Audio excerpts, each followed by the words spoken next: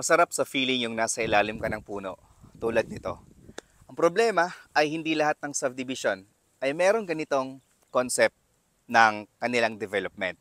So dito sa Alexandra Heights, Norsagaray, Bulacan ay ipapa-feel sa inyo ganitong klaseng community. Ito kasi sa Alexandra Heights, Norsagaray, Bulacan ay hindi ito tulad ng ibang subdivision na lote dito, kalsada, at lote dito. Dito sa Alexandra Heights, Norsagaray, Bulacan, lote dito, kalsada, another space for your landscape na kung saan sa ngayon ay tinataniman nila ng mga puno tulad nito that this is around 3 to 4 meters wide bago magkaroon ng kalsada na roughly 7 meters wide. Then after that ay lote na ng kapitbahay ninyo. So dito sa Alexandra